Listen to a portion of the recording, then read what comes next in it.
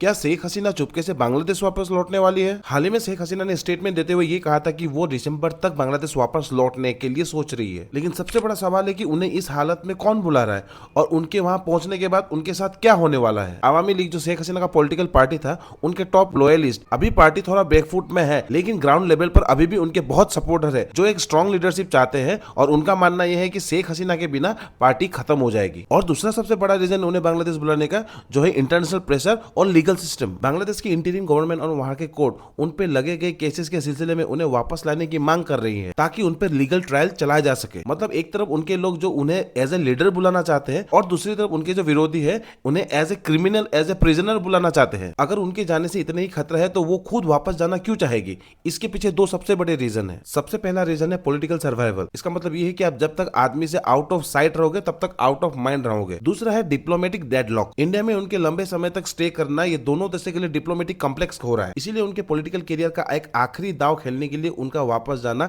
एक सोचा समझा मूव हो सकता है। लेकिन जब शेख हसीना बांग्लादेश वापस लौटेगी तो उनके साथ क्या हो सकता है? इस पे तीन बड़े सिनेरियो बनते हैं। पहला, इमीडिएट अरेस्ट। शेख हसीना के वहां कदम पड़ते ही पुलिस उन्हें इमीडिएट अरेस्ट कर सकती है उनके पुराने केसेस और करप्शन के चलते। दूसरा, उनके कदम रखते ही बांग्लादेश में भारी मात्रा में प्रोटेस्ट शुरू हो सकता है और दूसरी तरफ उनके जो सपोर्टर है वो रास्तों पर उतर आएंगे, जिससे लॉ एंड ऑर्डर की स्थिति बांग्लादेश में पूरी तरीके से बिगड़ सकती है। और तीसरा है पॉलिटिकल ट्रायल। उन पर एक लंबा हाई प्रोफाइल ट्रायल चलेगा जिससे बांग्लादेश के आने वाले इलेक्शन का पूरा डायरेक्शन को चेंज कर सकता है। क्या शेख हसीना का दिसंबर पे वापस बांग्लादेश लौटना उनका सबसे बड़ा मूव हो सकता है या उनकी सबसे बड़ी भूल?